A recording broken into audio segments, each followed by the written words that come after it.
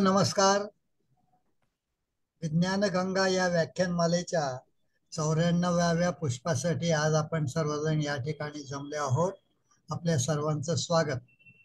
मराठी विज्ञान परिषदेने 2016 साली यशवंतराव चव्हाण प्रतिष्ठान मुंबई यांच्याबरोबर ही मालिका सुरू केली आणि गेल्या वर्षीच्या जानेवारीपासून ही व्याख्यानमाला आपण आता पुण्याची महाराष्ट्र नॉलेज कॉर्पोरेशन लिमिटेड संस्था आहे त्यांच्या बरोबरीने आपण करतो.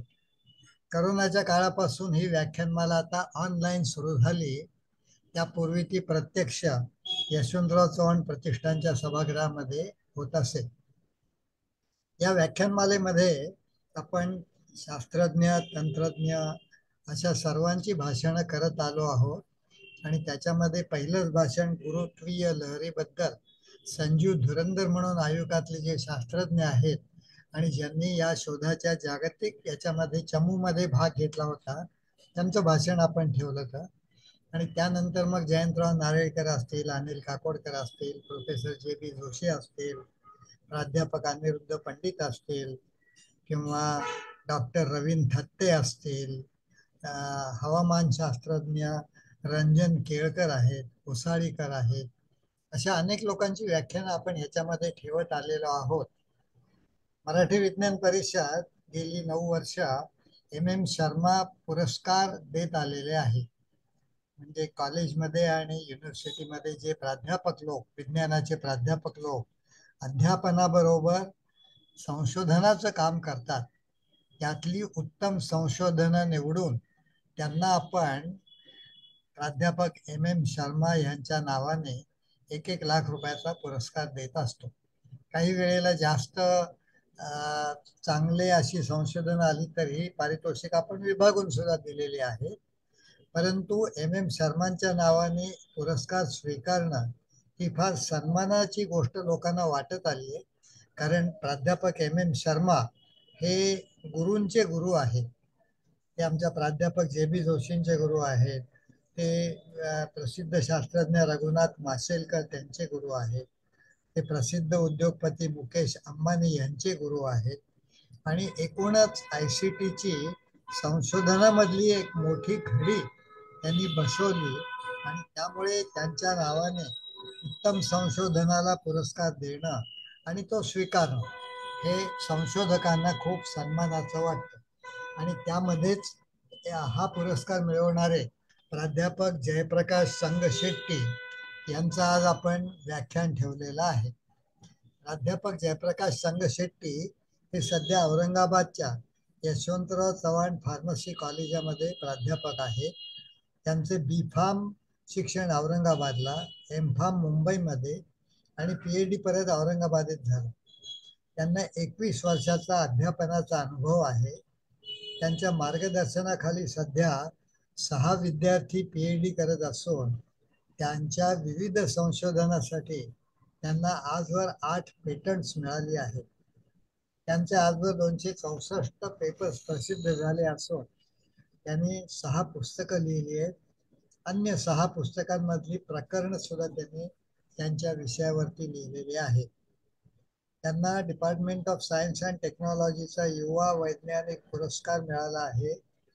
आणि त्यांनी DST असेल, युनिव्हर्सिटी ग्रँट्स कमिशन असेल, AICR असेल किंवा DSTचं ACRB असेल, यांच्या बरोबर केलेल्या प्रकल्पासाठी आजपर्यंत या संस्थांकडनं मिळून 85 लाख रुपये त्यांनी मिळवले आणि त्यातले प्रकल्प हे पूर्ण सुद्धा केलेले आहेत.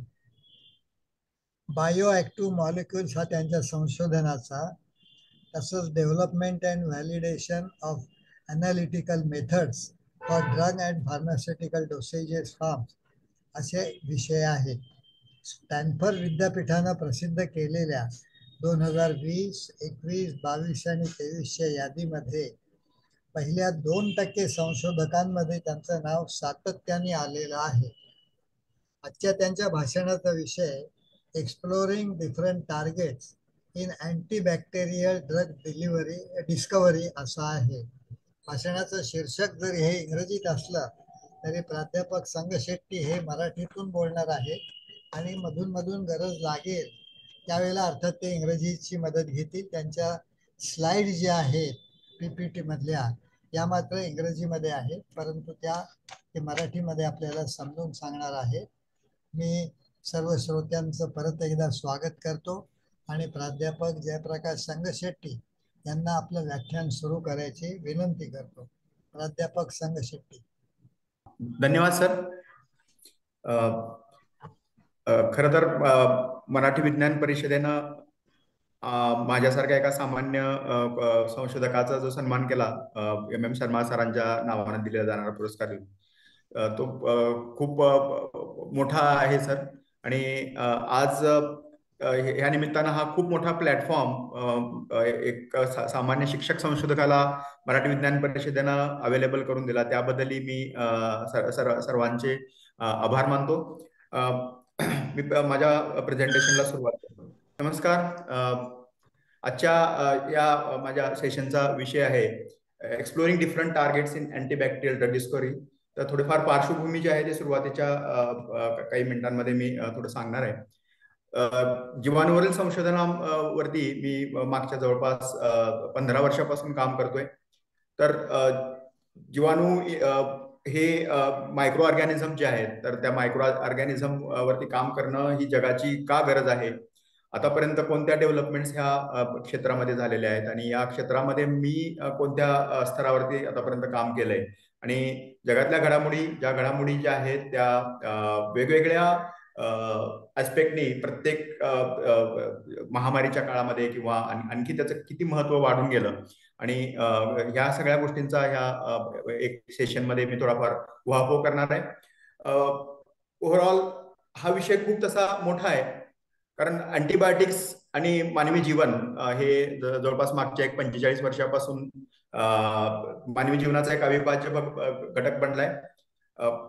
असं म्हणतात जनरली की गरज ही संशोधनाची जननी आहे आणि हे करत असताना संशोधन हे जे आहे ते मानवी गरजांवरती आधारित असतं असं म्हणतात. आणि दुसऱ्या म्हणजे महायुद्धामध्ये ज्यावेळी ओव्हरऑल सैनिकांचा जो डेथ रेशो होता तो प्रचंड होता आणि त्या ह्याच्यावरती त्या तात्कालिक समस्येवरती करण्यासाठी संशोधकांनी मोठ्या प्रमाणामध्ये संशोधन सुरू केलं आणि अलेक्झांडर फ्लेमिंग नावाच्या संशोधकांनी अँटीबायोटिकचा शोध लावला आणि त्या तिथून ह्या अँटीबायोटिकची जी जर्नी चालू झाली ती जवळपास एक 30-35 वर्ष बऱ्यापैकी प्रोग्रेसिव्ह होती.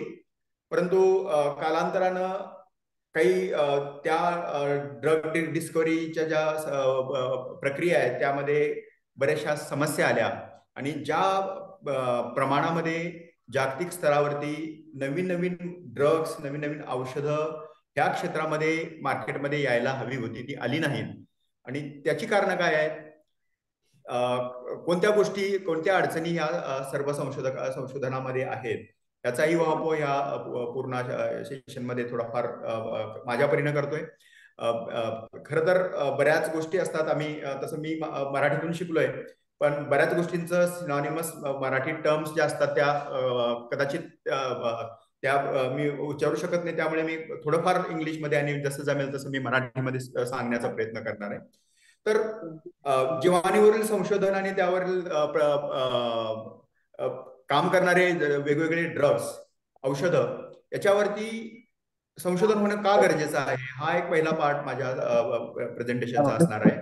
दुसरा जो एक मुद्दा आहे ह्या सेशनमध्ये, तर ऑलरेडी जे आपण अँटीबायोटिक्स जे आहेत ते घेतो, त्या अँटीबायोटिक्सचे काय प्रॉब्लेम होते आणि त्याच्यामुळे हे अँटीबायोटिक्स आउटडेटेड का झाले किंवा वेगवेगळ्या जीवाणूच्या इन्फेक्शनमध्ये ह्या अँटीबायोटिक्सचा उपयोग का केला जात नाही, त्यावरती थोडाफार मी प्रकाश टाकणार आहे. आणि नंतर जीवाणू हा सुद्धा एक जीव आहे, त्या जीवाणूला मारण्यासाठी कोणत्या वेगवेगळ्या मेकॅनिझम्स जे आहेत, तिथं वेगवेगळे अप्रोचेस संशोधकांनी आतापर्यंत ट्राय केले, त्याच्यावरती थोडंफार प्रकाश टाकणार आहे. आणि त्या क्षेत्रामध्ये थोडंफार माझंही काम आहे, मागच्या 15 वर्षापासून करतोय. हे सांगत असताना आतापर्यंत माझ्याकडून काय त्या सायन्समध्ये कंट्रीब्युशन झालेलं आहे, कारण जो सायन्स मध्ये काम करत असताना, संशोधनामध्ये काम करत असताना त्या कामाची उपयुक्तता महत्वाची असते. उपयुक्तता असेल तरच त्या संशोधनाला अर्थ असतो.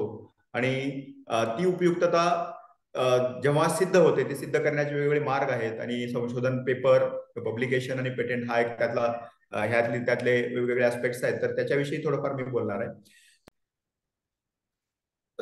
Need for the new antibacterial agents.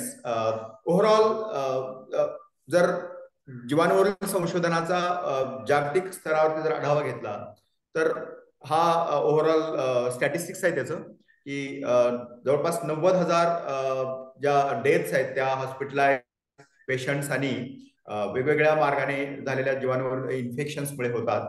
आणि तरी सुद्धा एवढ्या मोठ्या प्रमाणामध्ये डेथ, हे जे आकडे आहेत ते अमेरिकन मायक्रोबायोलॉजिकल सोसायटीने प्रसिद्ध केलेले आकडे आहेत. आणि एवढ्या मोठ्या प्रमाणामध्ये डेथ होत असताना सुद्धा काही जीवाणूवरील औषधं शोधत असतानाच्या काही मर्यादा ज्या आहेत त्या विज्ञानाने अनुभवल्या आहेत. आणि त्या मर्यादांवर ओव्हरकम करण्यासाठी, मर्यादांवर मात करण्यासाठी संशोधकांचं कंटिन्युअसली जे आहे ते कष्ट चालू आहे. पण हे करत असताना ज्या प्रमाणामध्ये आपण कॅन्सरवरती बरेचशी औषधं शोधली, दरवर्षी कॅन्सरवरती किती औषधं मार्केटमध्ये येतात आणि जीवाणूवरील प्रभावी किती औषधं, जीवाणूवर हे करणारी प्रभावी किती औषधं मार्केटमध्ये येतात, याचं आपण पुढे हे करणार आहेत, उहापोह करणार आहेत. तर ह्या क्षेत्रामध्ये संशोधन करणं का गरजेचं आहे? कारण सगळ्यांना आठवत असेल की एक असा काळ होता की पेनिसिलिन सारखं साधं आपण घेत होतो. आणि आमच्या लहानपणी म्हणजे बिफोर 90s, 80 to 90s ह्या काळामध्ये पेनिसिलिन सारखं अँटीबायोटिक जे आहे ते प्रभावी होतं. पण आज पेनिसिलिन कुठे दिसत नाहीये. ऍडव्हान्स अँटीबायोटिक्स, अँटीबॅक्टेरियल्स हे जे आहेत ते मार्केटमध्ये आलेले आहेत. तर काय झालं त्या पेनिसिलिनचं? कोणत्या कारणांमुळं ती जे ऑलरेडी बऱ्याच काळापासून आपण ज्या औषधं वापरत होतो ती औषधं इनइफेक्टिव्ह झाली? त्याची कारणं काय आहेत त्याचाही आपण याच्यामध्ये येस. तर हे जीवाणू जे आहेत त्या याची एक मोठी लिस्ट जी आहे ती infectious disease society of America यांनी प्रसिद्ध केली. आणि याच्यामध्ये जवळपास एक 6 ते 7 जीवाणू असे आहेत जे मोस्ट डेंजरस म्हणून कन्सिडर केले गेले. They are fatal in fact.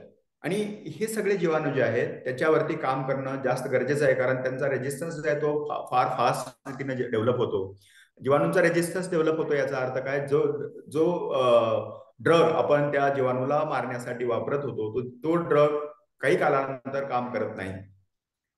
आणि तो जो रेजिस्टन्स डेव्हलप झाला त्यामुळे काही दिवसांनी ज्या अँटीबायोटिकला, अँटीबॅक्टेरियलला आपली जीवाणू प्रतिसाद देत होते ते प्रतिसाद कालांतराने देत नाहीत. त्यामुळे ड्रगमध्ये ऍडव्हान्समेंट अशा काही गोष्टी ड्रगमध्ये इन्कॉर्पोरेट केल्या जाव्यात, ज्यामुळे तो ड्रग, नवीन येणारा ड्रग जो आहे तो जीवाणूवरती उपायकारक ठरू शकेल.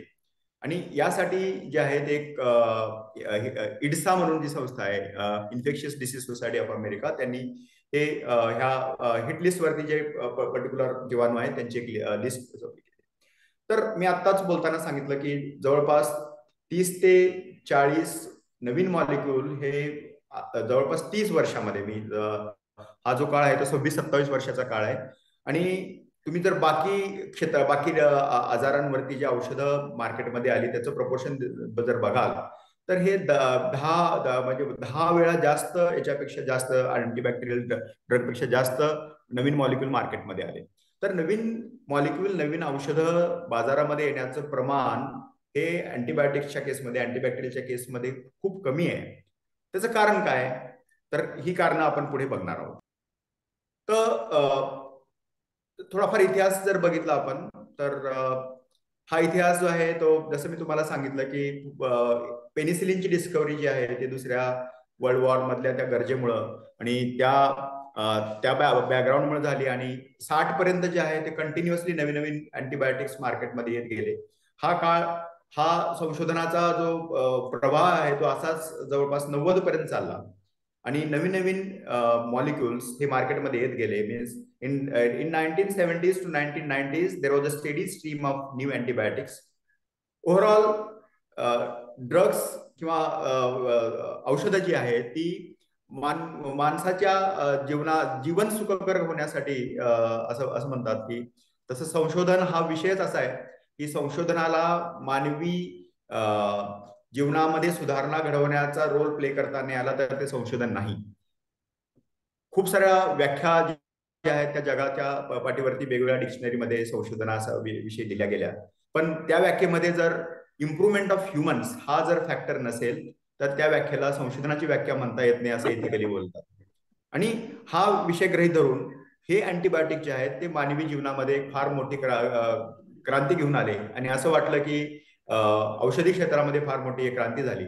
परंतु हा काळ फार हे जे युफोरिया आहे हा काळ फार काळ टिकला नाही आणि कालांतरानं हे अँटीबायोटिक्स इनइफेक्टिव्ह बनत गेले.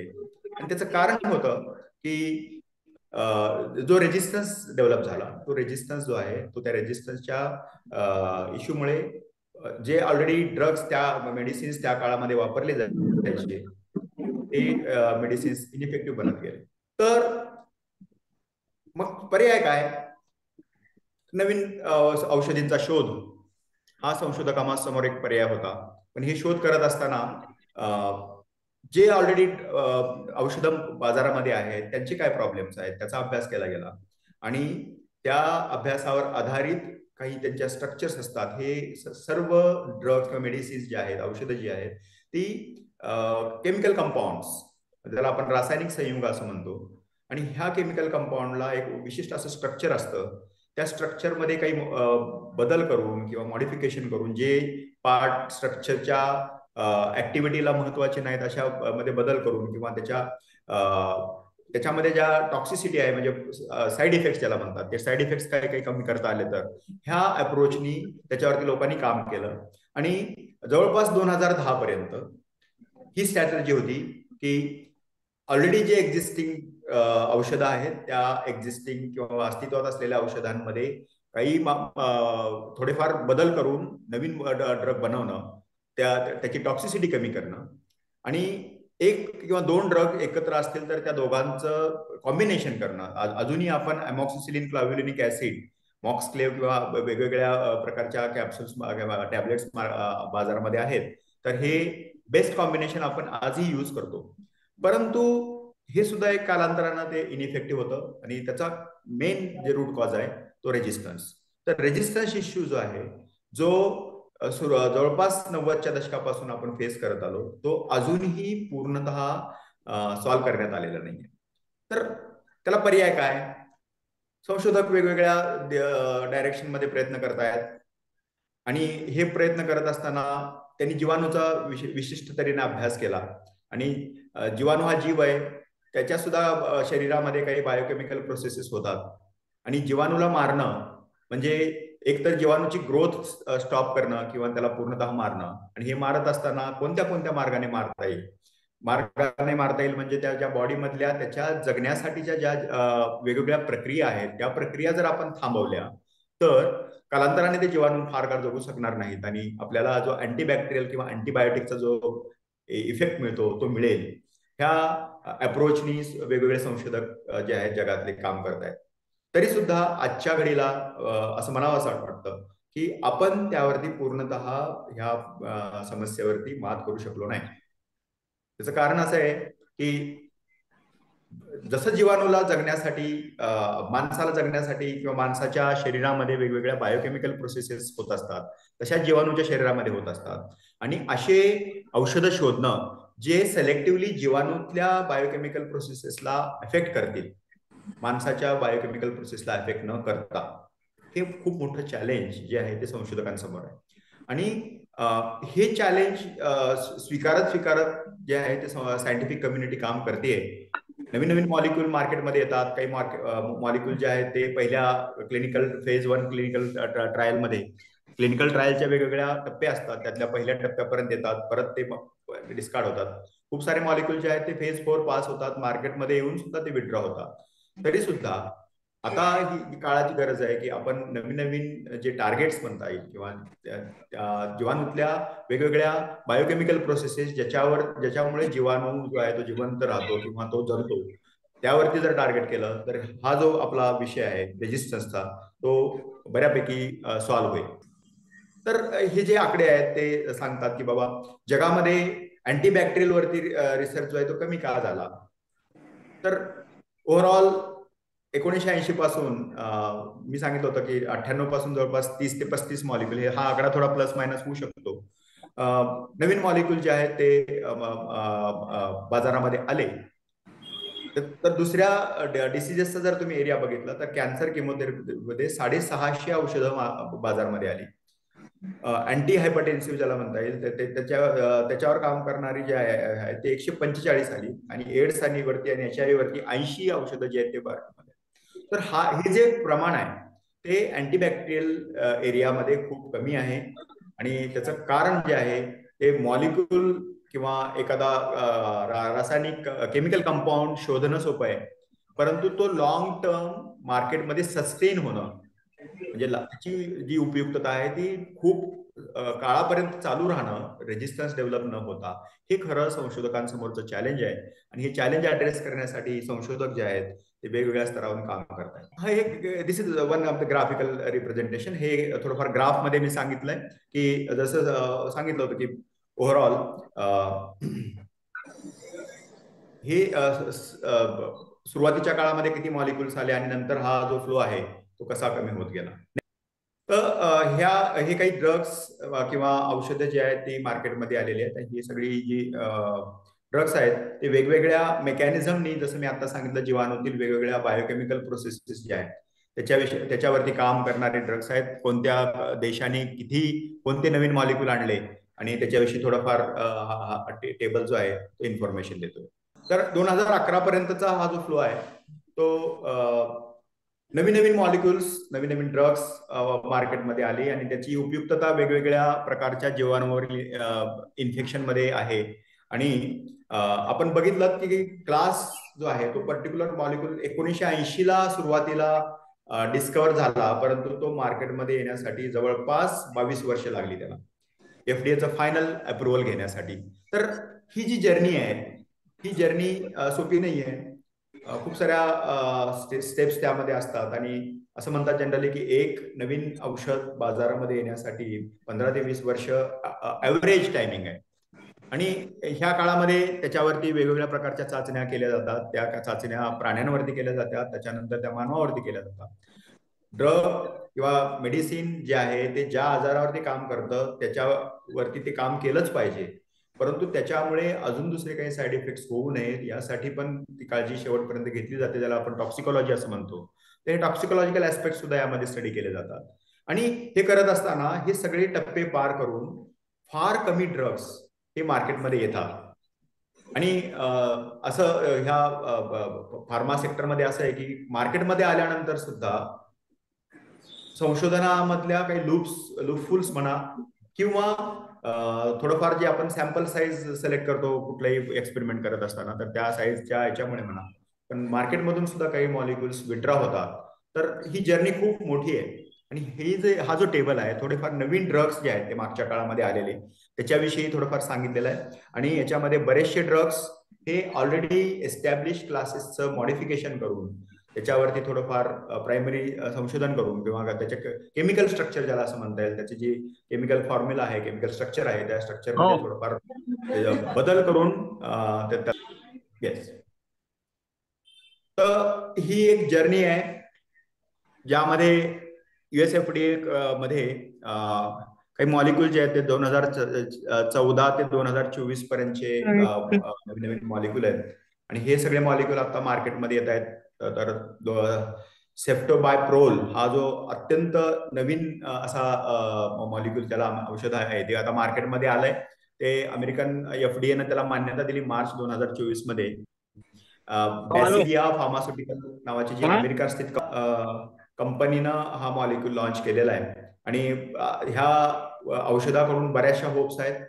हे औषध बऱ्याचशा बॅक्टेरियल इन्फेक्शन वरती काम करेल असं संशोधकांना वाटतं.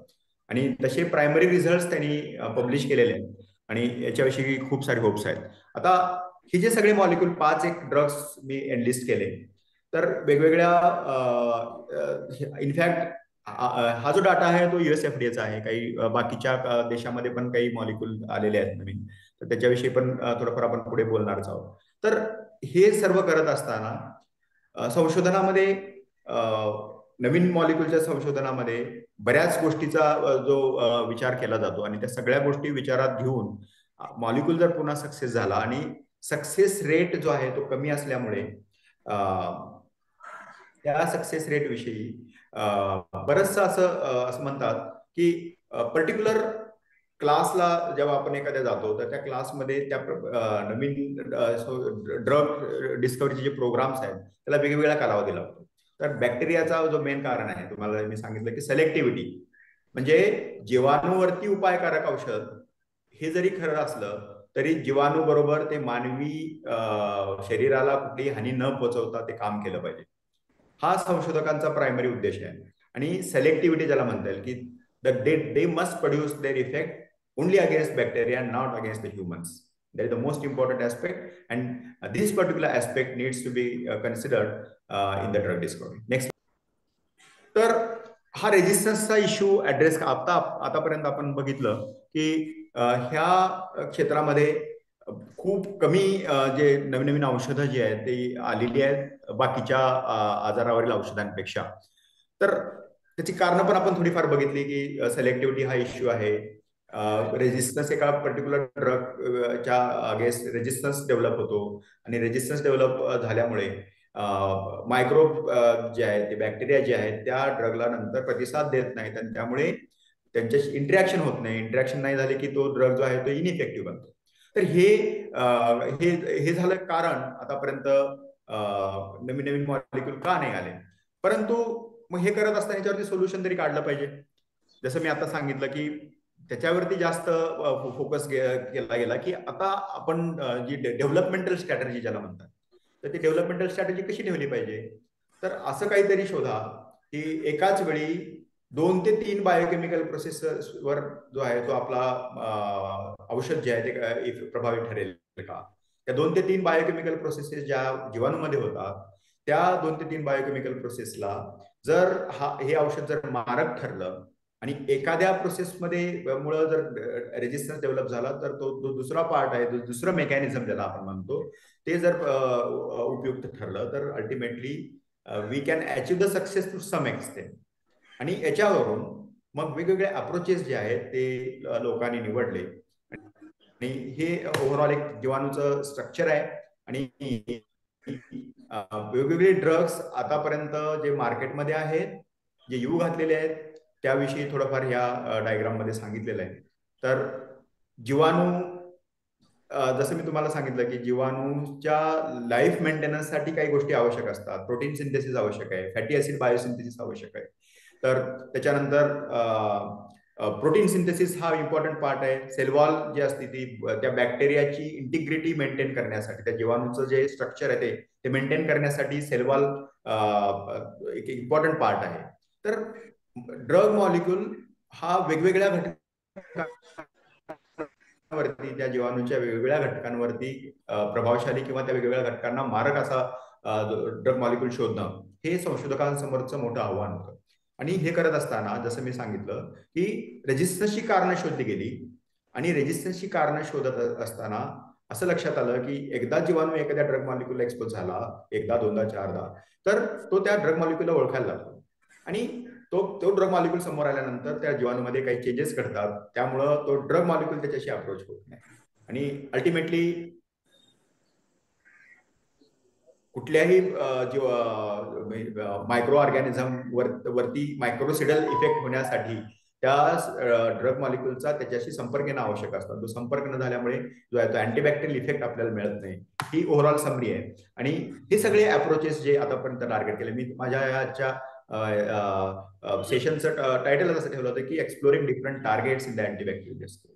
तर रेजिस्टन्सचा जो मेन विषय आहे त्या विषयाला इश्यू म्हणता येईल त्याला, त्या समस्येला ऍड्रेस करण्यासाठी वेगवेगळ्या टार्गेटला लोकांनी समोर ठेवलं आणि ते टार्गेट एकावरती फोकस किंवा 2 टार्गेट ऍट ए टाइम जर तुम्हाला हे करता आले तर त्यातून काहीतरी नवीन चांगलं आपल्याला समोर येईल ह्या आशेनं जे आहे ते संशोधक काम करतायत. तर सुरुवातीच्या काळामध्ये मी सांगितलं की सुरुवातीच्या सेशनमध्ये की ऑलरेडी जे एस्टॅब्लिश ड्रग्स आहेत त्याच्यामध्ये काही बदल करून नवीन नवीन मॉलिक्यूल जे आहेत ते मागच्या एक 20-25 वर्षामध्ये डेव्हलप केले गेले. तर कार्बेपेनाम जो आहे हा एक पर्टिक्युलर मॉलिक्यूल आहे. याचं केमिकल स्ट्रक्चर आहे कदाचित जे केमिस्ट्रीच्या विषयी थोडंफार अनभिज्ञ नाही त्यांच्यासाठी हे नवीन असेल, परंतु त्याची समरी मी सांगतो की कार्बेपेनाम जो आहे हा एक पर्टिक्युलर न्यूमोनियामध्ये वापरला जाणारा जो ड्रग मॉलिक्यूल आहे. तर हा ब्रॉड स्पेक्ट्रम आणि इंजेक्शनच्या फॉर्ममध्ये वापरला जातो. तर याचं जे मोस्ट इम्पॉर्टंट ऍस्पेक्ट याचा हा आहे की एक पर्टिक्युलर त्याच्यामध्ये बदल केला गेला त्याच्या स्ट्रक्चरमध्ये, आणि हे बदल जे आहेत हे बदल ह्या ड्रगच्या युटिलिटी जी आहे ती वाढली याच्यामध्ये.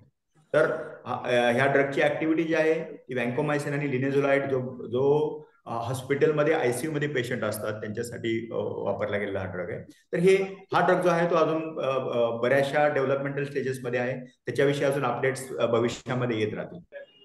हा अजून एक पॅरेंटल कार्बेपेनाम बी आहे. तर हा सुद्धा सेम अप्रोच आहे याच्यामध्ये. तर हा जो आहे तो ब्रॉड स्पेक्ट्रम अँटीबॅक्टेरियल आहे. मल्टी रेजिस्टन्स स्टेप ऑरियस जे ऍक्च्युली इन्फेक्शियस ऑर्गॅनिझम आहे त्याच्यावरती काम करणारं हे जे पर्टिक्युलरली केमिकल आहे ज्याला रासायनिक संयुग असं म्हणतात, ते लॅबोरेटरीमध्ये सिंथेसाइज केलं लोकांनी.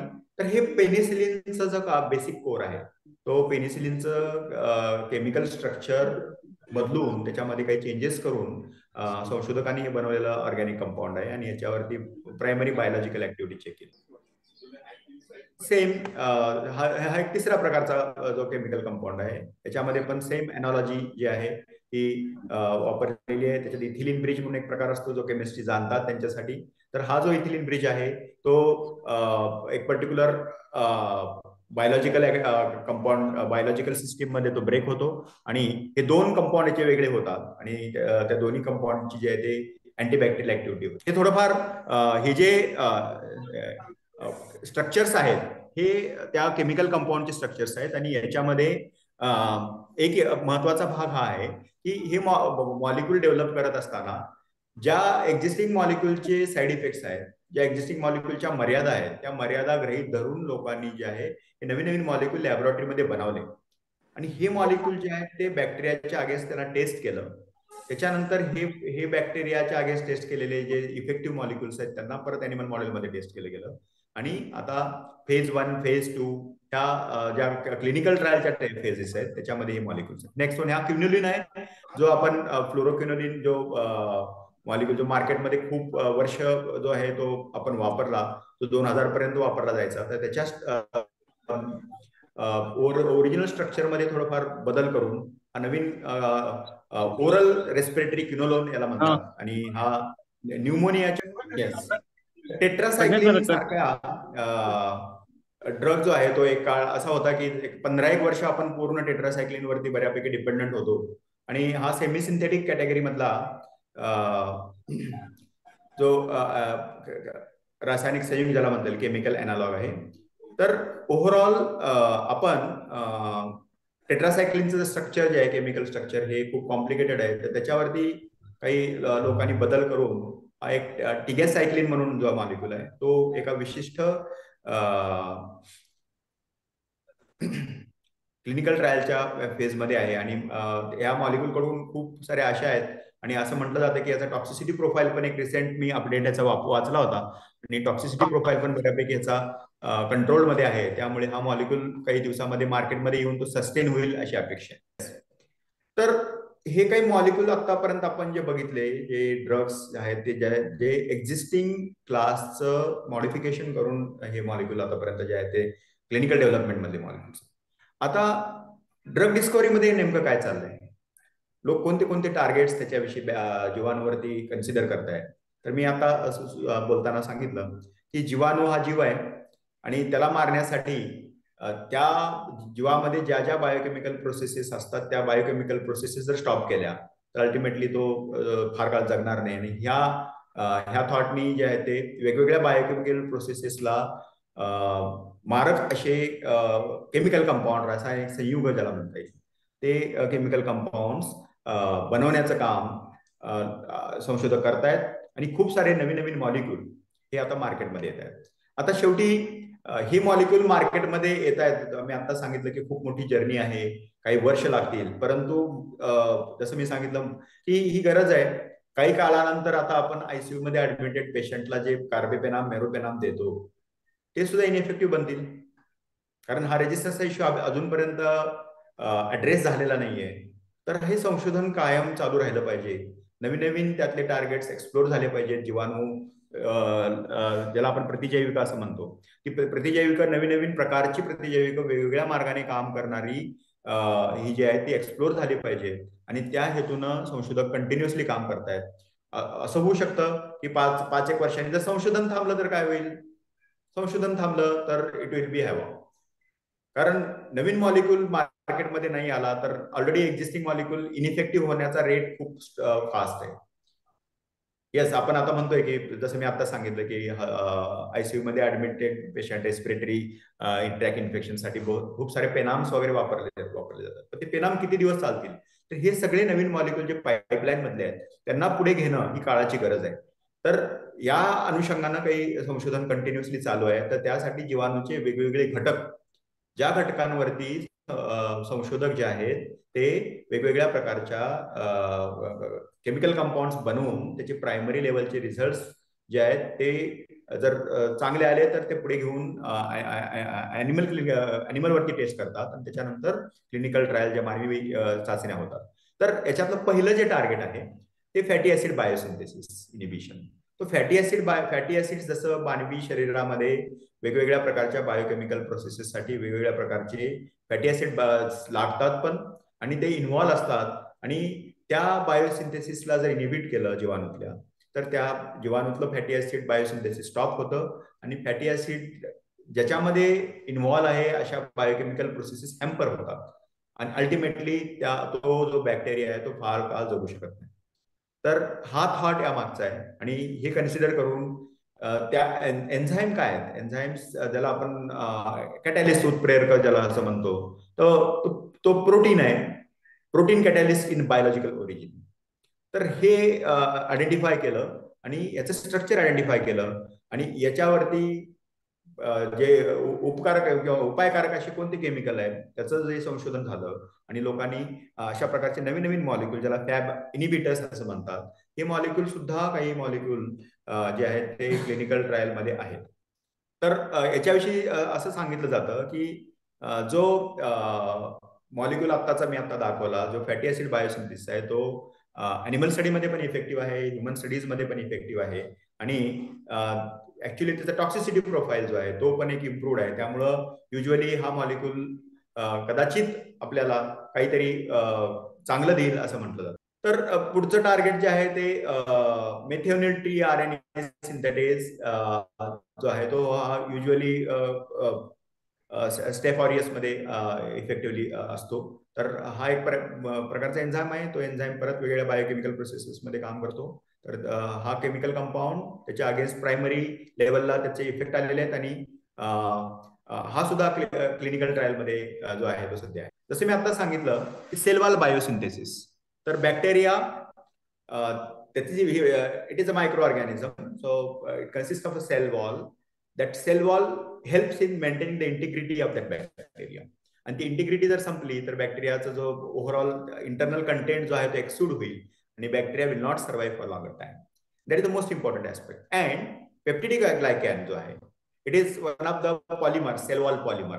And if that particular polymer will not be synthesized by the bacteria, then the cell wall will not remain intact and all the content inside, म्हणजे त्या बॅक्टेरियामध्ये जो कंटेंट आहे तो कंटेंट बाहेर येईल आणि बॅक्टेरिया जो आहे किल होईल जाईल. तर peptidoglycan it is very important cell wall polymer. तर the synthesis of this peptidoglycan it is very much important and that's why people have focused on this. लोकांनी याच्यावरती फोकस केला आणि ह्या पेप्टिडोग्लायकॅन बायोसिंथेसिस बॅक्टेरियामध्ये जे होतं त्याला जर आपण हॅम्पर करू शकलो तर may be a new era of research. तर खूप सारे एन्झाईम्स त्या प्रोसेसमध्ये आहेत, बायोकेमिकल प्रोसेस आहे. इच step it is कॅटलाइज by number of enzymes. आणि हे मर एन्झाईम ज्याला म्हणतात, म्युरामिडेज किंवा मर लायगेज. तर हा सिरीज ऑफ एन्झाईम्स आहे and more research has been focused in last few days on this particular era. So these are some chemical compounds they specifically acts against these MER enzymes. MER enzymes are involved in peptidoglycan biosynthesis. Peptidoglycan, it is a polymer, cell wall polymer, which maintains the integrity of the cell wall. If we hamper this particular integrity, ultimately bacteria will not survive for longer time. So these are some of the chemicals.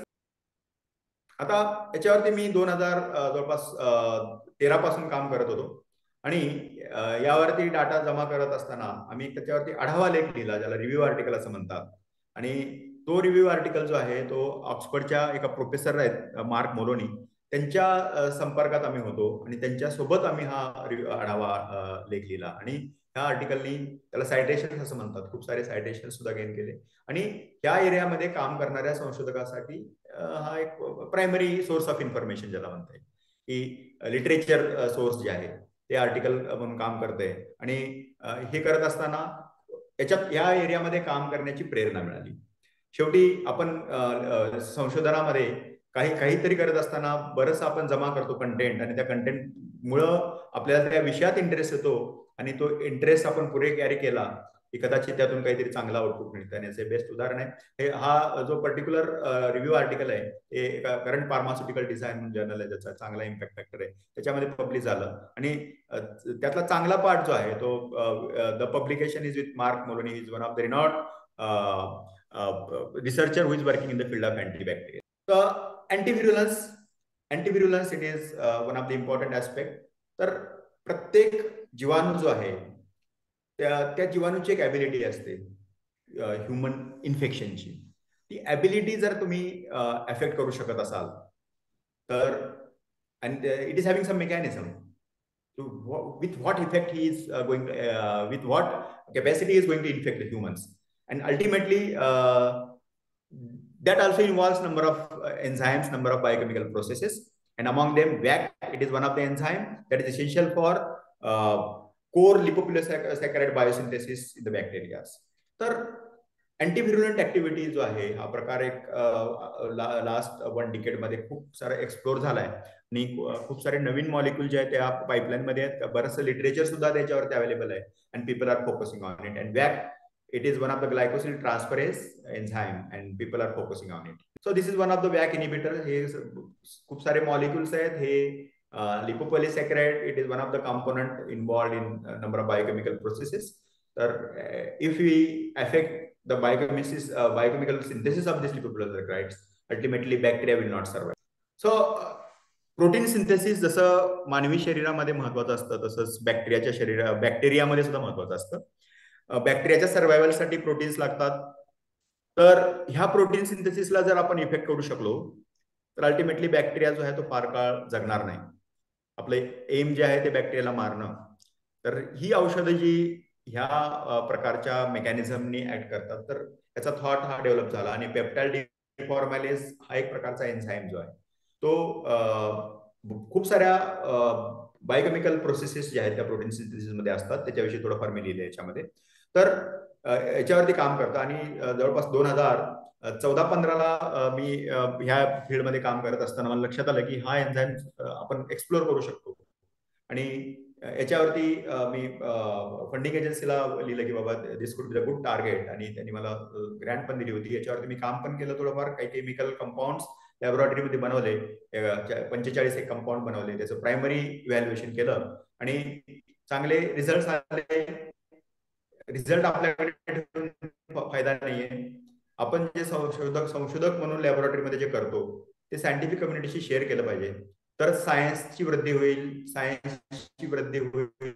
तर ultimately human with that thought. So these are some of the compounds which have been reported. So these particular compounds were reported at that time. म्हणजे त्या काळामध्ये आम्ही काम करत असताना हे compounds reported होते. तर हे आमचं काम आहे. आम्ही प्रायमरी लेवलला ह्याच्यावरती काम केलं. काही केमिकल कंपाऊंड त्याचं स्ट्रक्चर बघून enzymes are proteins, receptors are proteins. Enzyme can be act as a receptors and proteins consist of amino acid sequence. त्याचा अमिनो ऍसिड सिक्वेन्स नोन आहे. तर त्या अमिनो ऍसिड सिक्वेन्सच्या आधारे आम्ही काही केमिकल कंपाऊंड डिझाईन केले आणि त्याचं लॅबोरेटरीमध्ये सिंथेसिस केलं.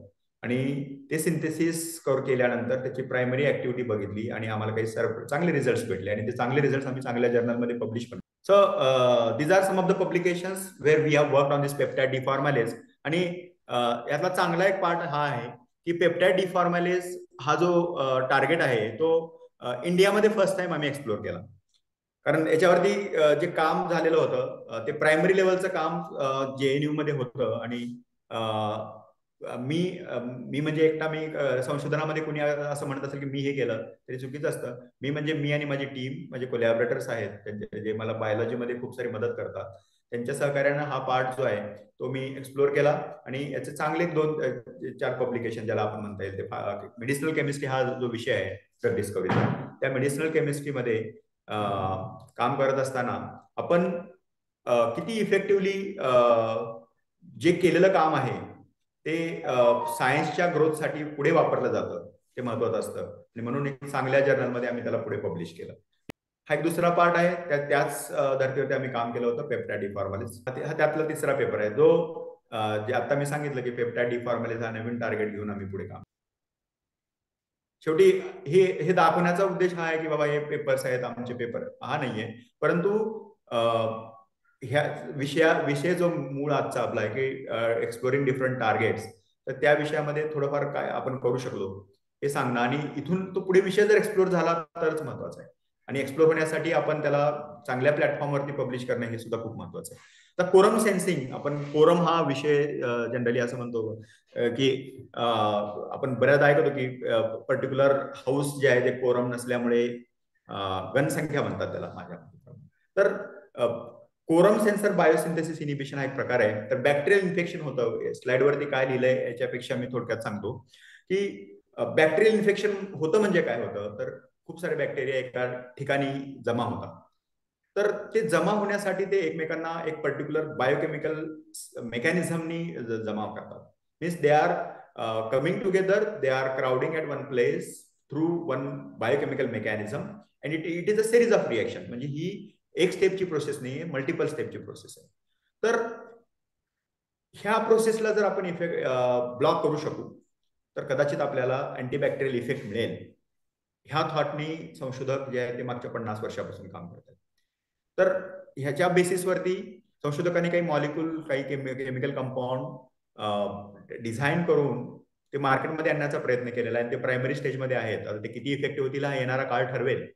परंतु ह्या प्रोसेसमध्ये ज्या सिरीज ऑफ रिएक्शन्स आहेत कोरम सेन्सिंगमध्ये, तर त्याच्यामध्ये एक बायोफिल्म फॉर्मेशन हा एक one of the important aspect आहे. तर ह्या टार्गेटवरती काम करत असताना microbiologist plays an important role, biotechnologist plays an important role along with medicinal chemist. तर याच्यावरती पण आम्ही थोडंफार काम केलं. आणि ह्या एरियावरती काम करत असताना जे आहे ते बायोफिल्म इनिबिशन जो एक पर्टिक्युलर एरिया आहे, जो भविष्यात कदाचित असं होईल की खूप सारे मॉलिक्यूल मार्केटमध्ये येतील, ते फेज 2 पर्यंत जातील, फेज 3 पर्यंत जातील, परत ते मॉलिक्यूल डेव्हलपमेंटला रिबॅक टू लॅब. परंतु काही होप्स ज्या येणाऱ्या काही मॉलिक्युल्स कडून आहे, नवीन औषधांकडून आहे, हे जे मॉलिक्यूल मी आता सांगतोय ते आहे. हे काही प्रायमरी लेवलचे कंपाऊंड्स आहेत जे ऑलरेडी आम्ही काम चालू केलं त्यावेळी रिपोर्टेड होते. हे सुरुवातीच्या काळामध्ये आम्ही केलेलं काम जे एका विशिष्ट जर्नलमध्ये. आता एक शेवटचा अप्रोच जो आहे मी तुम्हाला सांगतो. ह्यात एक 5-6 स्लाइड ज्या आहेत त्या पुढच्या. तर याच्यामध्ये काय केलेलं आहे की लोकांनी आता नवीन अप्रोचेस चालू केले की एक टार्गेट नाही, एकाच वेळी 2 बायोकेमिकल प्रोसेसेस टार्गेट करायचे. त्याला ड्युअल ऍक्टिंग किंवा ड्युअल टार्गेटिंग कन्सेप्ट म्हणतात. आणि होपफुली ऑब्जेक्टिव्ह आहे की रेजिस्टन्सचा इश्यू जो आहे तो आपण सॉल्व्ह करू शकतो. तर at a time 2 targets have been considered by the researchers and they are working on it. So this is the concept behind it. Dual action and dual action prodrug and dual action drug. तर prodrug आणि ड्रगच्या detail explanation मध्ये मी इथं जात नाही. तर एका विशिष्ट लिंकरने त्या 2 ड्रगना जोडलं जातं. बॉडीमध्ये गेल्यानंतर ए जो आहे तो एका टार्गेटला ऍक्ट करतो जीवाणूच्या आणि बी दुसऱ्या टार्गेटला ऍक्ट करतो. एका टार्गेटमुळं स्टॅटिक किंवा बॅक्टेरियासिडल इफेक्ट मिळाला आणि काही काळानंतर रेजिस्टन्स डेव्हलप झाला तर तो बी टार्गेट जो आहे तो टार्गेट 2 ऍक्टिव्ह होईल आणि हा रेजिस्टन्स पिरियड जो आहे कदाचित तो एक्सटेंड होईल. ह्या आशेने संशोधक याच्यावरती काम करतात. रेजिस्टन्स 1 वर्षात डेव्हलप होणं, रेजिस्टन्स 10 वर्षात डेव्हलप होणं याच्यामध्ये फरक आहे. याचा अर्थ 10 वर्ष आपण तो मॉलिक्यूल जो आहे तो इफेक्टिव्हली मानवी आरोग्याच्या समस्या निराकरणासाठी यूज करू शकतो.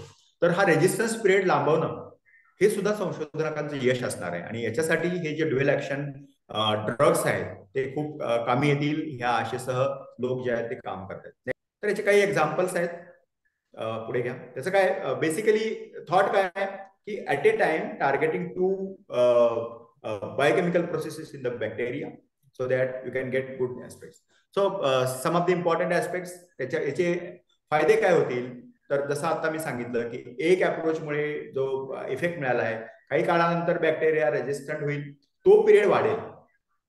6 महिन्यांनी रेजिस्टन्स येणं आणि 1-2 वर्षांनी रेजिस्टन्स येणं याच्यामध्ये फरक आहे. तर ह्या अप्रोचनी ह्या जे इम्पॉर्टंट इश्यू आहेत त्याचा ऍड्रेस करण्याचा प्रयत्न केला आहे. Next one. आता मी थोडंफार ज्यांना केमिस्ट्री विषयी थोडं माहिती आहे, हा ग्लॅक्सो स्मिथकाइन USA डेव्हलप केलेला मॉलिक्यूल आहे. तर याच्यामध्ये 2 सेगमेंट्स आहेत आणि हा जो कंपाऊंड 1 आहे त्याच्यामध्ये एक मर्कॅप्टोपिरिडिन म्हणून जो पार्ट आहे तो पण अँटी बॅक्टेरियल आहे आणि पेनिसिलिन सारखा जो स्ट्रक्चर आहे ते पण अँटी बॅक्टेरियल आहे. तर त्याला सिफॅमॅन्डॉल चा पार्ट आणि मर्कॅप्टोपिरिडिन. तर when they enter inside the body the structure will be broken down. One part will act as an antibacterial and second part will be also acting as an antibacterial. So the resistance time may be increased. This is the important aspect. Next one. So these are some of the examples. Next one, please. Next one. Next one, please. Yes. So rifampicin. This is most widely used antibacterial as far as different bacteria and mycobacteria is concerned. Quinolones, आपण मॉक्सिफ्लॉक्सासिन, लिओफ्लॉक्सासिन सारखे antibiotics मार्केटमधून बऱ्याचदा घेतलेले असतील. तर ह्या दोघांचं mechanism वेगळं आहे. Rifampicin acts by inhibition of RNA polymerase, whereas fluoroquinolones act by inhibition of topoisomerase and DNA gyrase. तर कंबो फार्मास्युटिकल्स जी कंपनी आहे त्या कंपनीनं हे बऱ्यापैकी याच्यावरती ड्युएल ऍक्टिंग मॉलिक्यूल बनवला आणि हा मॉलिक्यूल जो आहे तो बऱ्याच पुढे सरकला आहे आणि याच्याकडून पण खूप सारे आशा आहेत. Next one. Next one please. Yes, this is the structure. तर हा स्ट्रक्चर खूप कॉम्प्लिकेटेड आहे. याच्या स्ट्रक्चरच्या खोलात मी शिरत नाही, कारण 2 स्ट्रक्चर बॉडीमध्ये गेल्यानंतर तो ब्रेक होईल आणि एक पार्ट एका मेकॅनिझमने आणि दुसरा पार्ट दुसऱ्या mechanism. Next one. Next one please. आता लिनेझोलाइड सारखे स्ट्रक्चर्स जे आहेत ते अक्साझोलिडिन डायोन कॅटेगरीमध्ये येतात आणि क्विनोलोन, मॉक्सिफ्लॉक्सासिन, लिओफ्लॉक्सासिन या दोघांचा मेकॅनिझम जे आहे ते वेगवेगळा आहे आणि प्रोटीन सिंथेसिस इनिबिशन आणि टोपोआयसोमरेज इनिबिशन हे 2 मेकॅनिझम्स या नवीन मॉलिक्यूलमध्ये आपल्याला पाहतील. आणि हे दिस particular drug MCB 3681 and 3837 they are in the human clinical trials as phosphate esterase prodrug. Next one.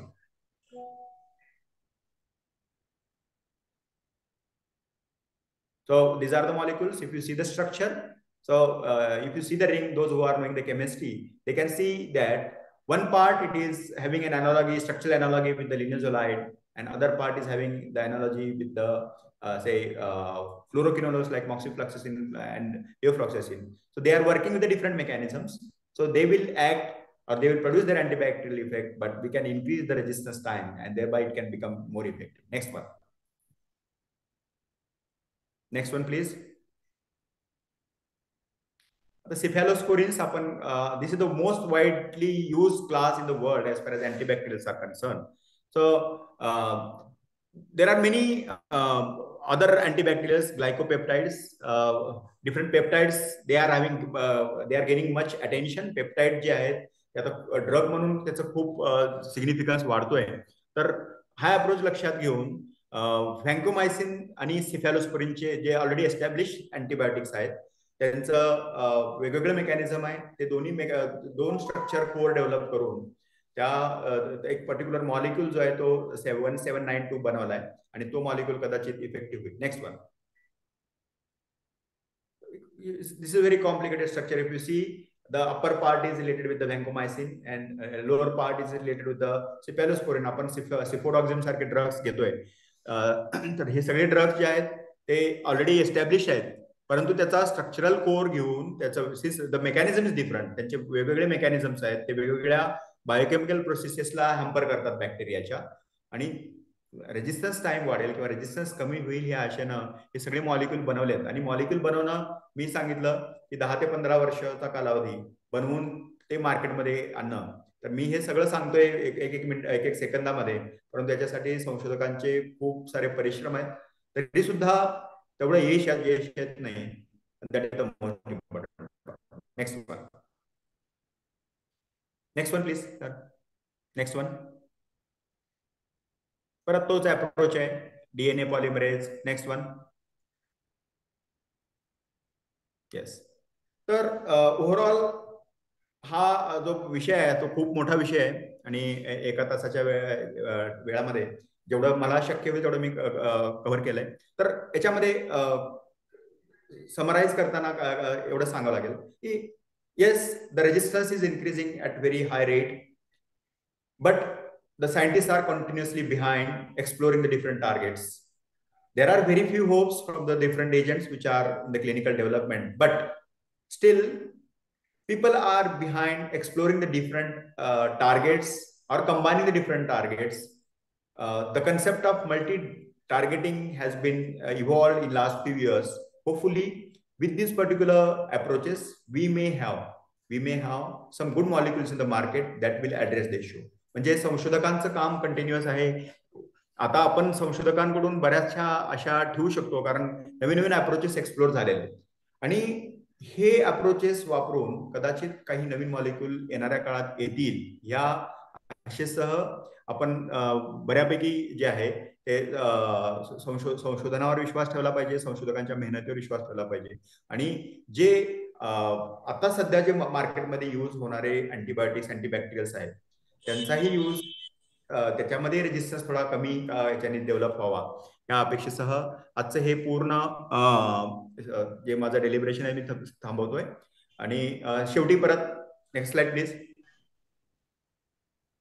हे काही रेफरन्सेस आहेत. Next one. Next one. Next one please. Next one.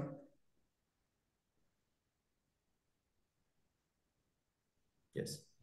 तर शेवटी मी आता सुरुवातीला पण सांगितलं की एका खाजगी कॉलेजमध्ये काम करणाऱ्या एखाद्या संशोधकाला एवढा मोठा सन्मान देणं खरंच मोठेपण आहे सर. आणि परत एकदा मी मराठी विज्ञान परिषदेचे मी खूप आभारी आहे. तसेच आमच्या कॉलेजचे प्राचार्य ज्यांनी मला आपल्याशी इंटरॅक्शन करण्याची परमिशन दिली, जिथं मी काम करतोय जवळपास 15 वर्षापासून, त्यांचाही मी आभारी आहे sir. Thank you very much sir. धन्यवाद. धन्यवाद संगशेट्टी सर. श्रोत्यांमध्ये काही लोकांनी प्रश्न टाकलेले आहेत. हो सर. हो सर. विनय तुम्ही 2 प्रश्न टाकलेले आहेत, तर ते विचारा तुम्ही आता.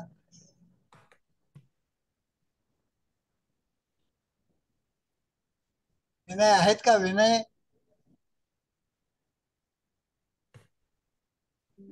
आणि चॅट मध्ये टाकलेले आहे की आपण जी करोनासाठी लस डेव्हलप केली थोडी घाईघाईने झाली का? सर तसा हा विषय जरी आजच्या माझ्या याच्या विषयाशी संबंधित नसला तरी थोडंफार माझं मत मी याच्याविषयी देतो.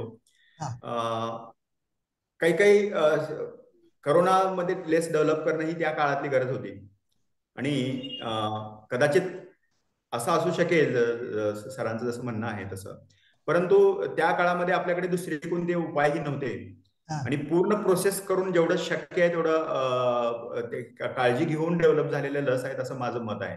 थोड्याफार काय मायनर त्रुटी राहिल्या असतील, कारण लस डेव्हलप करणं ही मोठी प्रोसेस आहे. ड्रग डेव्हलप करणं जशी मोठी प्रोसेस आहे तसं लस डेव्हलप करणं मोठी प्रोसेस आहे. परंतु आणीबाणीच्या काळामध्ये काही गोष्टींना गृहीत धरून पुढे चालवावं लागतं. तर त्या गृहीत गोष्टी झाल्या असतील, मी असं नाकारू शकत नाही, परंतु मॅक्झिमम गोष्टीची काळजी घेतली गेली असेल असं मला वाटतं. कारण ज्यांनी बनवलेली आहे ते रिनॉर्ड रिसर्चर्स आहेत त्या क्षेत्रामधले, आणि आपण असं एकदम त्यांच्यावरती ब्लेम करू शकत नाही असं मला तरी वाटतं ऍटलिस्ट. बरं बरं. दुसरा त्यांचा प्रश्न असा आहे यस सर, यस सर. की हे जे ड्रग्ज आहेत ते ड्रग्ज बनवत असताना त्याच्यामध्ये सिल्वरचे नॅनो पार्टिकल जर वापरले तर अँटीबॅक्टेरियल प्रॉपर्टी एखाद्या ड्रगची सुधारू शकते का? सुधारू शकते, हो सर. तर याच्याविषयी खूप सारं लिटरेचर सिल्वर नॅनो पार्टिकल्स वापरून ड्रगचे आणि ह्या वेगवेगळ्या मेटलचे कॉम्बिनेशन्स करून अवेलेबल आहेत. परंतु नुसतं पब्लिकेशन त्या विषयाचं असून फार फरक पडत नाही. तर ते क्लिनिकली यूज होणं गरजेचं आहे. म्हणजे मानवी उपयोगासाठी मार्केटमध्ये येणं. तर असे प्रॉडक्ट काही आले नाहीत अजून.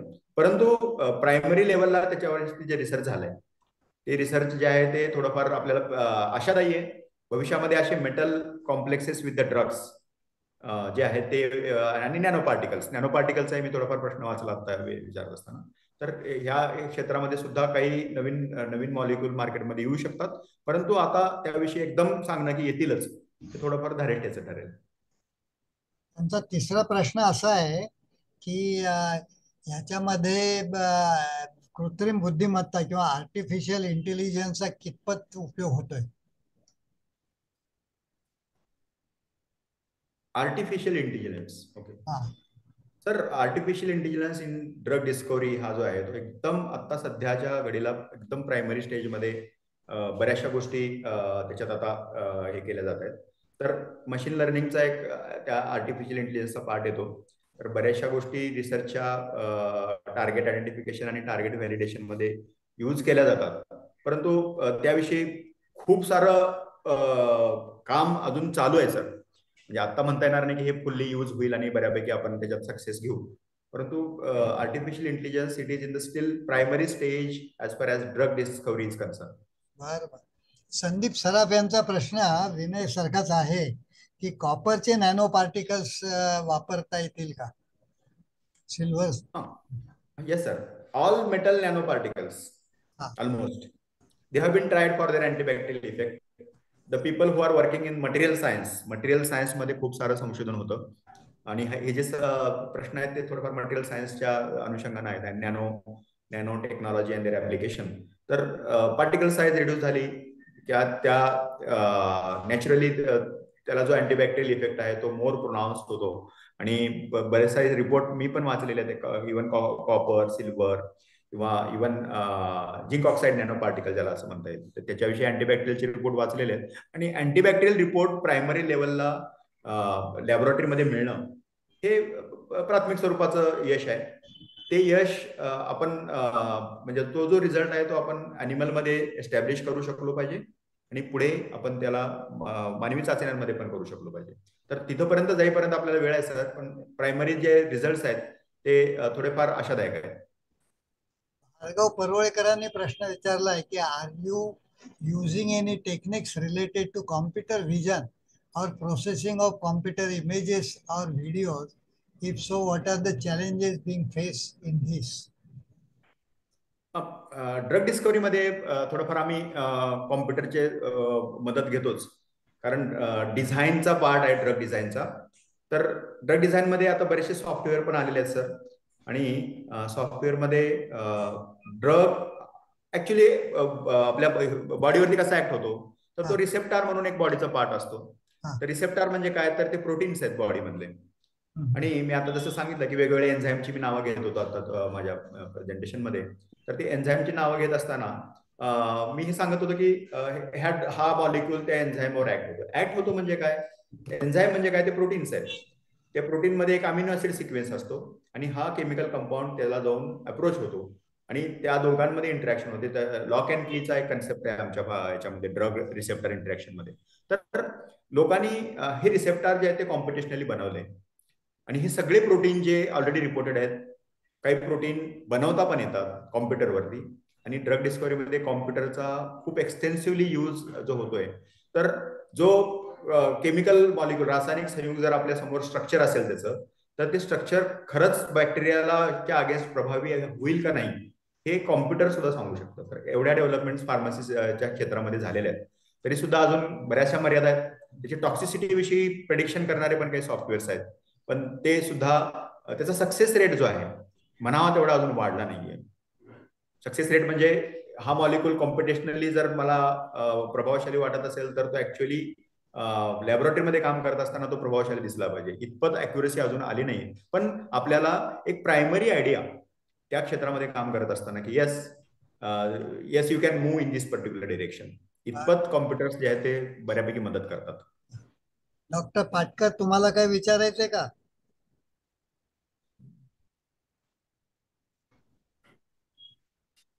डॉक्टर पाटकर आहेत का? नाही. हॅलो. हॅलो. हा, मी प्रोफेसर वंदना निकम बोलते. हा, बोला बोला. हा सर, मला ऍक्च्युली जयप्रकाश संगशेट्टी सरांना विचारायचंय की तुम्ही आता कोरम सेन्सिंग बद्दल बोललेला आहात. ओके. तर त्याच्यामध्ये बायोफिल्म फॉर्मेशन ते इनिबिशन तुम्ही डिस्कस केलं. तर त्याच्यामध्ये टार्गेट कोणते घेतात? कारण बायोफिल्म जे आहे, जे बॅक्टेरिया, जे काही जीवाणू आहेत, ते फिल्म तयार करतात ऍज अ म्हणजे शिल्ड. म्हणजे माझं अंडरस्टँडिंग तसं आहे. तर ते शिल्ड बनवताना बऱ्याच गोष्टी आहेत. तर तुम्ही त्यातल्या कोणत्या गोष्टी टार्गेट केलेल्या आहेत ज्यावेळी तुम्ही डिझाईन करता? त्याच्यामध्ये आता ऍक्च्युली प्रायमरी लेवलला बायोफिल्म इनिबिशन, बायोफिल्म फॉर्मेशन इनिबिशनच्या ऍक्टिव्हिटीचे काही मॉडेल्स आहेत ते आम्ही इव्हॅल्युएट करतो. त्यानंतर आरटीपीसीआर अनालिसिस केलं जातं त्याचं, आणि त्याच्यामध्ये जे प्रोटीन्स ऍक्च्युली त्यावेळेस करतात त्या प्रोटीन्स विषयी थोडंफार आयडिया येऊन जाते. आणि त्या प्रोटीन जर ते प्रोटीन जर कमर्शियली म्हणण्यापेक्षा किट्सच्या स्वरूपात अवेलेबल असतील तर त्याचा एन्झाईम ऍसे केला जातो. तर ह्या हा सर. लेवलपर्यंत आम्ही हा, ते अनालिसिसचा पार्ट झाला. पण ज्यावेळी तुम्ही डिझाईन करता ड्रग, तर कोणते टार्गेट डोळ्यासमोर धरून तुम्ही ते डिझाईन केले जातात? म्हणजे आता जसं तुम्ही म्हणालात की एखादं एन्झाईम असेल, तर हे बायोफिल्म फॉर्मेशन मध्ये कोणते टार्गेट तुम्ही करून म्हणजे हे ठेवून बेसिकली आतापर्यंत जे आम्ही काम केलं ते एएलएस प्रोटीन म्हणून आहे. तर तो that is one of the enzyme involved in among number of enzymes involved in the process. We have focused on that. त्याचं कारण असं आहे की आम्ही we are working on very small molecules. Okay okay. हा. And if you see the structure, then these particular small molecules may have scope for interaction with these enzymes. Okay. Okay. So there are many targets we can try at a time, but with the available resources, we are working on that particular. Okay. Thank you. आणखीन कोणाला विचारायचे काय प्रश्न? हेरलेकर म्हणा, Dilip Bharambe, Shewale, Patkar sir. हो, मला एक विचारायचं आहे. विचारा. हा. नमस्कार संगशेट्टी सर. तुम्ही व्यापक माहिती दिली. मी काय या क्षेत्रातला नाहीये, पण एक वेगळाच विषय म्हणजे माझ्या मनात आला की तुम्ही डिस्कव्हरी म्हणताय, हो ना? डिस्कव्हरी आणि इन्व्हेन्शन या दोन वेगळ्या गोष्टी आहेत. तर त्यातला हा डिस्कव्हरी हा भाग म्हणजे काय की काहीतरी एक्झिस्टिंग आहे आणि ते आपण शोधलं, आणि इन्व्हेन्शन म्हणजे आपण काहीतरी नवीन केलं. तर तुम्ही हा डिस्कव्हरी शब्द कुठल्या अर्थाने वापरताय एवढं जरा सांगा. तर डिस्कव्हरीमध्ये सर काय होतं की जसं मी आता सांगितलं की अँटीबायोटिकचा एक क्लास ऑलरेडी एस्टॅब्लिश आहे, आणि तो क्लास त्या क्लासचा जेव्हा मार्केटमध्ये यूज होतो तेव्हा त्याच्या काही मर्यादा लक्षात येतात, आणि त्या मर्यादांवरती मात करत करत आपण त्यातून काही चेंजेस करत, समजा पेनिसिलिन सारखा अँटीबायोटिक आहे तर त्याच्यामध्ये त्या स्ट्रक्चरमध्ये काही काही चेंजेस करत आपण एक नवीन मॉलिक्यूल परत डिझाईन करून तो बनवला आणि त्याची उपयुक्तता तपासली. तर हा डिस्कव्हरीचा प्रोसेस झाला सर. म्हणजे एक्झिस्टिंग क्लास एक्सप्लोर करणं, त्या एक्झिस्टिंग क्लासच्या मर्यादा लक्षात घेऊन. धन्यवाद. Okay sir. जयप्रकाश संगशेट्टी यांनी चांगल्या प्रकारे आपल्याला मराठीमध्ये हे सगळं समजून सांगितलं.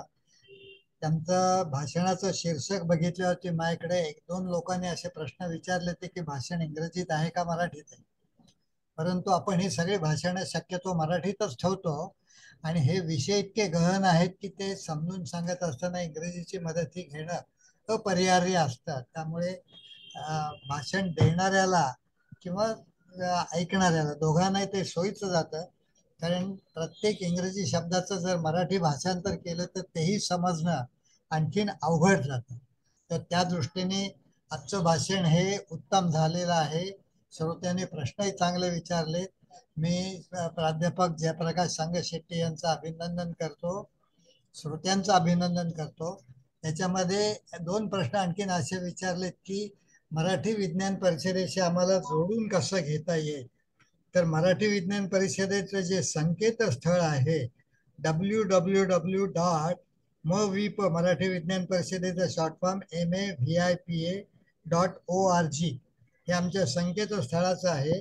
आणि आमचा जो ईमेल आहे तो रोजच्या लोकसत्तेमध्ये आपल्याला वाचायला मिळतो कुतूहल सदराखाली, office@mavip.org.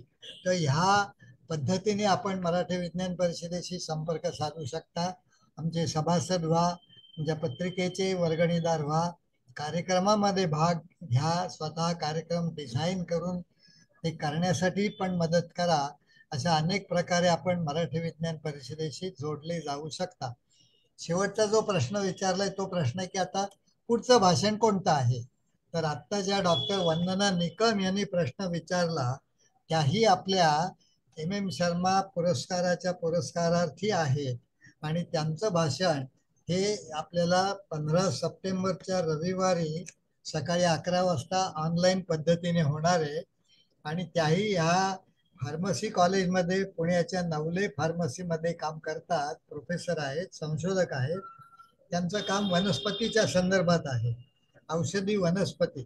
आणि त्यामुळे वनस्पतींची उपचारात्मकतेसाठी संगणकीय आणि प्रायोगिक तपासणी, खरं म्हणजे संस्कृतमध्ये असं म्हणतात की कुठलीही वनस्पती जी आहे तिच्यामध्ये औषधी गुणधर्म नाहीत अशी वनस्पती नाही. प्रत्येक वनस्पतीमध्ये औषधी गुणधर्म आहेत.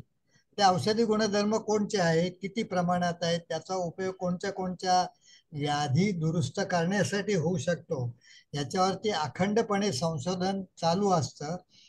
आपल्या आदिवासी लोकांना ह्याच्यामधली जुजबी माहिती असते की कोणत्या रोगावर कोणतं औषध, त्याच्यामधले गुणधर्म काय आहेत किंवा आणखीन ह्या गोष्टी नसतात माहिती त्यांना. ते काम संशोधकांचं आहे. तर त्या दृष्टीने वनस्पतींची उपचारात्मकतेसाठी संगणकीय आणि प्रायोगिक तपासणी या विषयावरती काम करणाऱ्या प्राध्यापक डॉक्टर वंदना निकम पुण्याच्या नवले कॉलेजमध्ये आहेत. तेव्हा त्यांचं भाषण रविवार 15 सप्टेंबर 2024 सकाळी 11 वाजता या दूरदृश्य प्रणालीवरून होणार आहे. आपण सर्वांनी त्याचा लाभ घ्यावा अशी मी विनंती करतो आणि आजचा कार्यक्रम संपला असं मी जाहीर करतो. धन्यवाद. धन्यवाद. Thank you very much sir. Thank you very much.